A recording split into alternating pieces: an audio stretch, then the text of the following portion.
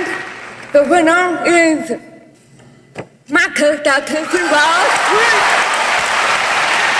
Michael Douglas has been a Hollywood constant for more than 50 years. A face you recognize instantly, a voice that can silence a room. He carried the weight of a legendary last name, and still built a legend of his own. Wall Street, Fatal Attraction, Basic Instinct. Behind the candelabra, he didn't just play powerful men, he defined them. Yet nothing he portrayed on screen compared to the fight he faced when the cameras stopped rolling. Years ago, Douglas received a diagnosis that split his life in two, before and after. It tested his body, stripped his pride, and forced him to question what success really means. He survived. He spoke about it.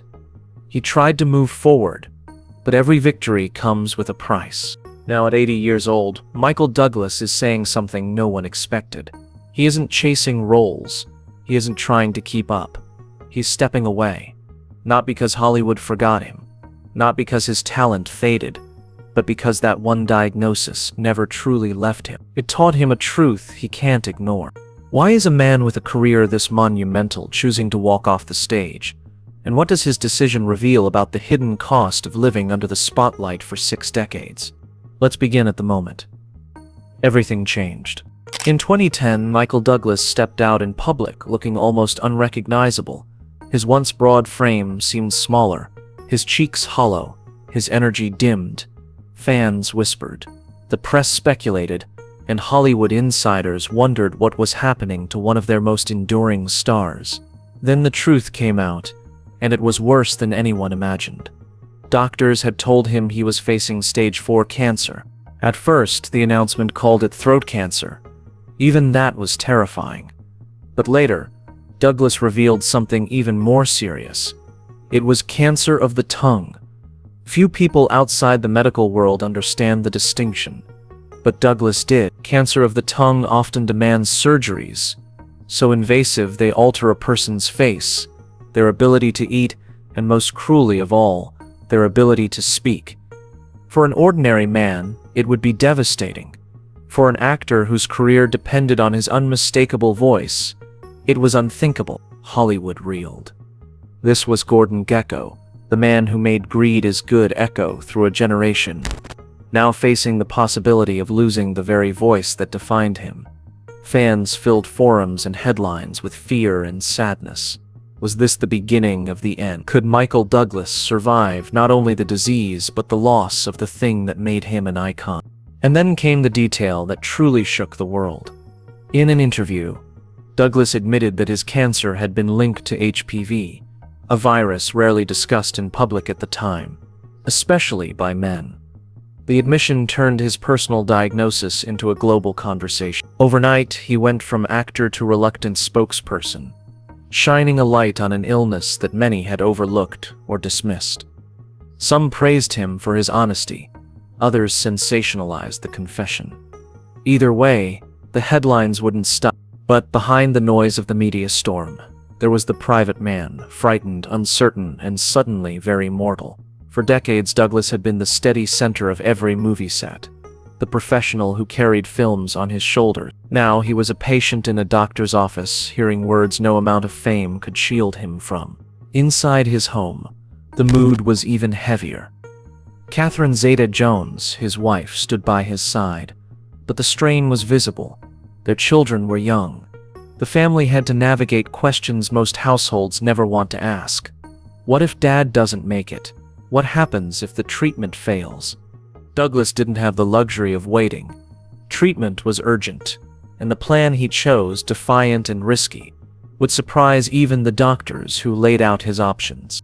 If this trip down memory lane has you curious for more, give it a like and subscribe. The journey's just getting started. When the diagnosis was confirmed, Douglas was faced with a decision no actor ever imagines having to make. The doctors explained the option. Surgery could remove the tumor, but it would come at a devastating cost. Part of his tongue and jaw would have to go, permanently changing the way he looked and the way he spoke. For anyone, the thought was horrifying. For Michael Douglas, whose entire career had been built on his sharp presence and commanding voice, It was a nightmare scenario. So he chose differently. He refused the knife. Instead, he agreed to an unforgiving course of chemotherapy and radiation. It wasn't the easier option. In many ways, it was the harder road. But it was the only path that allowed him a chance to preserve his identity as both a man and an actor. The treatments began, and with them came a slow and brutal unraveling. For 8 relentless weeks, Douglas was subjected to daily blasts of radiation so intense they scorched his throat and burned the inside of his mouth. Eating became torture. Swallowing even a sip of water felt like dragging glass down his throat. His once sturdy body withered. He shed over 40 pounds in a matter of weeks, his suits hanging loose on a frame that had always looked strong on screen. Friends who visited were shaken. They described him as a ghost of the man they remembered.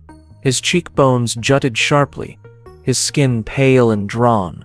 The energy that once filled every room was gone. Even his voice, the unmistakable baritone audiences knew so well, was reduced to a weak rasp. For the first time in his life, Michael Douglas looked fragile. The doctors offered him a feeding tube. They urged him to accept it.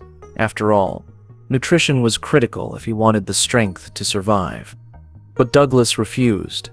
It wasn't stubbornness, it was a point of pride. If he could still swallow food, no matter how painful, he would cling to that simple act. It was his last link to normalcy, the last proof that he hadn't surrendered everything to the disease. Each painful bite became a small rebellion, a way of telling himself, and the cancer, that he was still in control. The nights were the worst. Sleep rarely came. He tossed and turned, his body aching, his mind filled with questions that had no answers. Would the treatment work? Would he ever recover? Would he ever return to the screen? Even Douglas admitted later that he doubted himself in those moments. The strength that made him a Hollywood legend seemed so far away, and yet he kept showing up. Day after day, appointment after appointment, he dragged himself back to the hospital for another round of punishment. Not because he felt brave, but because stopping wasn't an option.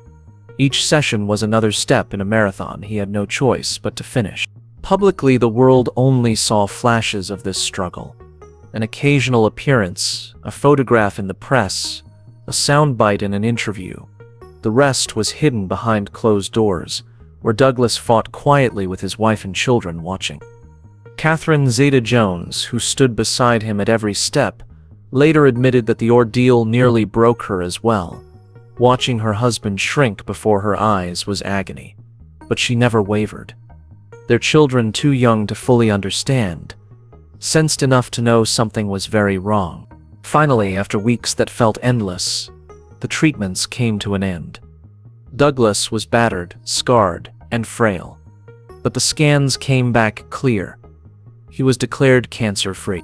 The victory was enormous, but it wasn't simple, because while the disease had been beaten back, the man who emerged from that trial was forever changed. He had survived the fire, but he would never forget how close the flames had come. And that left one burning question. What does a survivor do with the life he just fought to keep? The industry loves a comeback. Hollywood likes to pretend that once the battle is over, you dust yourself off, step back into the spotlight, and everything continues as it was before. For Michael Douglas, it wasn't that simple. Yes, the scans showed he was cancer-free. Yes, he could still work, but the man who walked out of that hospital was not the same man who had walked in. The illness had carved into more than just his body. It had stripped away the illusions that fame often builds around people. For decades, Douglas had lived in the whirlwind of sets, premieres, awards, and headlines. But now, after staring down the possibility of death, all of that seemed smaller. He had been forced to look at what truly mattered, and the answer wasn't in another movie role. It was in the moments that had nothing to do with camera. He began to slow down, not because he couldn't keep up, but because he didn't want to. Family dinners meant more than after parties. His children's laughter carried more weight than applause from strangers. Even the simple act of speaking without pain felt like a victory. The man who once measured his worth by opening weekend numbers now measured it by mornings without hospitals and evenings filled with peace. Douglas spoke candidly about how the battle had changed him. Gratitude became his new rhythm. He felt grateful for meals, grateful for walks, grateful for quiet. Fame could never give him what survival had: perspective. And once you learn that lesson, it's impossible to unlearn it.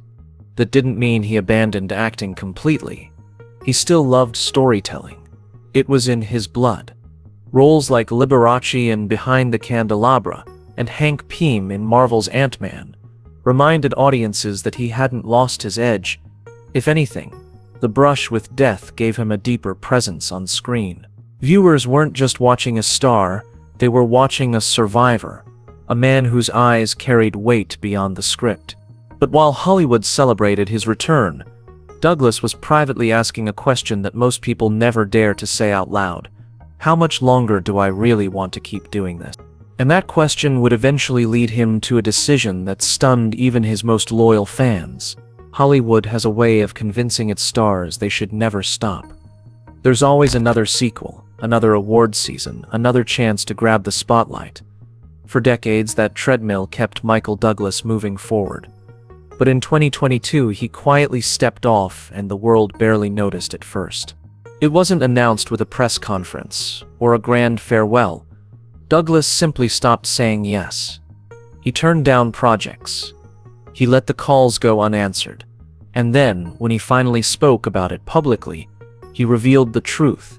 He had deliberately walked away from acting.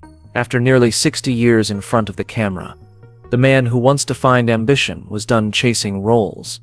His reasoning was raw and simple. He said he no longer wanted to risk collapsing on a set. He had lived through stage 4 cancer, and the experience had taught him that time is too precious to waste on obligations that no longer bring joy. Acting, he admitted, demands long days, sleepless nights, and endless energy. He wasn't willing to pay that price anymore. Stage 4 cancer is not a holiday, he told audiences. Those words carried the weight of someone who had walked through the fire and refused to pretend it hadn't burned. For Douglas, survival wasn't just a blessing. It was a wake-up call. He realized he didn't want his life to end under studio lights. He wanted to choose his final chapter, not have it chosen for him. The news sent ripples through Hollywood. Fans were stunned. How could Michael Douglas, a man whose name had become synonymous with prestige, walk away at the height of his influence? Industry insiders debated endlessly. Some argued he would return after all. How many actors have sworn they were done only to be lured back by the right script? Others understood immediately. Douglas wasn't rejecting the craft. He was reclaiming control. What made his decision even more striking was the family legacy. His father, Kirk Douglas, had continued to work well into his 90s, refusing to let age or even a stroke silence him completely. For Michael to step away at 80 felt almost radical, a son choosing a different path than the legend who came before him. But Michael had his own wisdom. He knew the cost of pushing too far. He had lived through the fragility of illness. He wasn't going to gamble with the time he had left. Still, he left the door open, if only a crack. He didn't call it retirement. He didn't burn bridges. He admitted that if a role came along so extraordinary that it stirred something deep inside him, he might consider one last performance. But that wasn't the plan. He wasn't hunting for scripts. He wasn't waiting by the phone. For the first time in his career, silence was acceptable. To some, it looked like an ending. To Douglas, it was a beginning. By saying no to Hollywood, he was saying yes to something else. His health, his family, his peace. And in an industry obsessed with staying visible, his choice to disappear on his own terms was perhaps the boldest move of all. But if Douglas wasn't spending his days on set anymore, what was he doing instead? The answer revealed a man whose priorities had shifted completely, and whose greatest role might not have been on screen at all. For Michael Douglas, stepping away from acting wasn't about defeat. It was about choosing what mattered most. After half a century of scripts, premieres, and exhausting schedules, He finally had something Hollywood had never given him: time. And he was determined to spend it wisely. The first and clearest priority was his family. His marriage to Catherine Zeta-Jones had endured the weight of public scrutiny for years. The press dissected their age gap, speculated about their struggles, and predicted doom more than once. But when illness nearly broke Douglas, Catherine held the line. He later admitted he was a lucky man because when he was at his weakest, she was at her strongest. Their bond, tested in fire, emerged even stronger. Now, instead of late-night shoots or months spent on distant sets, Douglas chose quiet evenings at home. He traded award shows for family dinners, red carpets for vacations where no one was watching. For the first time in decades, he wasn't rushing between scenes and flights. He was there, fully present for the people who had waited for him all those years. His children felt the change most of all. During his peak career years, much of their time with him had been squeezed between obligations. Now they had a father who could sit at the table, listen to their stories, and watch them grow without the shadow of Hollywood pulling him away. Douglas wasn't just a movie star anymore. He was dad, and he reveled in the role. But the creative spark never left him. He didn't abandon storytelling altogether. Instead, he shifted toward producing, shaping projects from behind the scenes. Free from the grind of acting, producing allowed him to remain in the industry he loved, while protecting his health and his newfound balance. It was the best of both worlds, the artistry without the sacrifice. Fans noticed the transformation too. The once untouchable Hollywood icon now seemed more human than ever. He wasn't the ruthless Gordon Gekko anymore.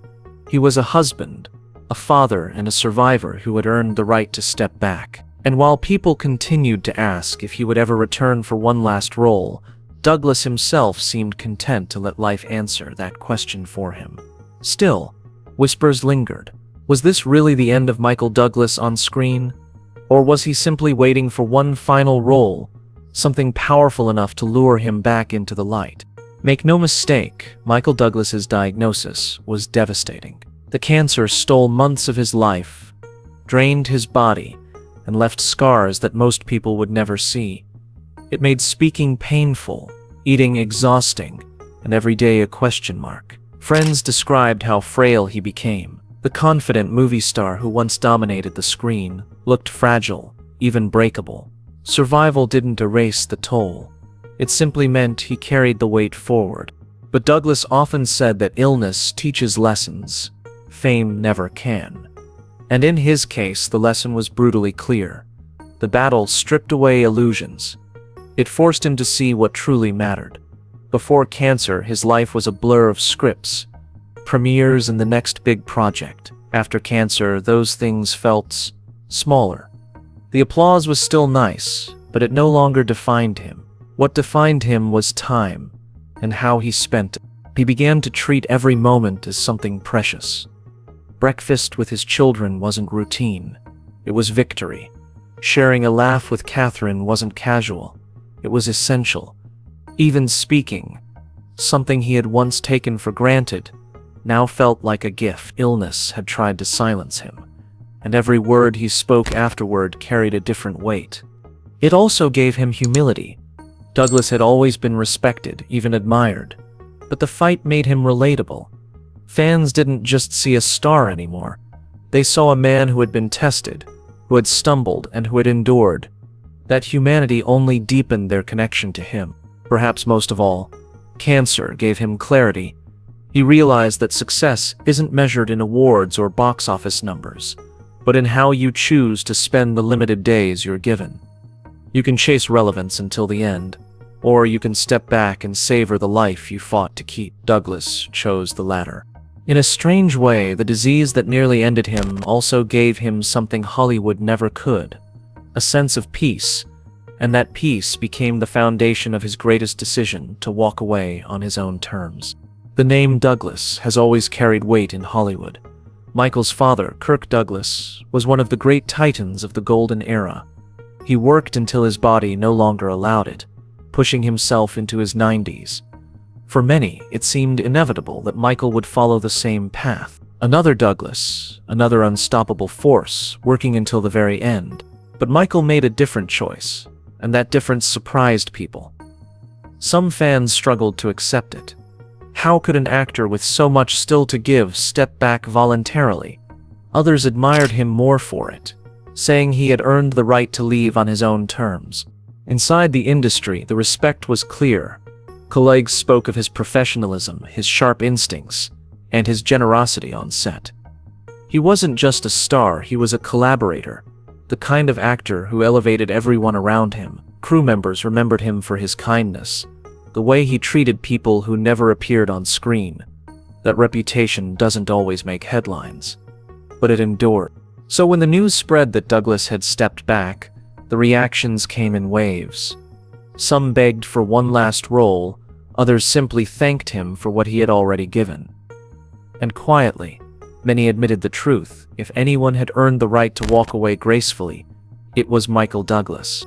In the end, he didn't try to match his father's path. He honored the Douglas name in his own way, by protecting his health, his family, and his peace. And maybe that's the most powerful legacy of all, proving that strength isn't only about how long you keep going, but also about knowing when it's time to stop.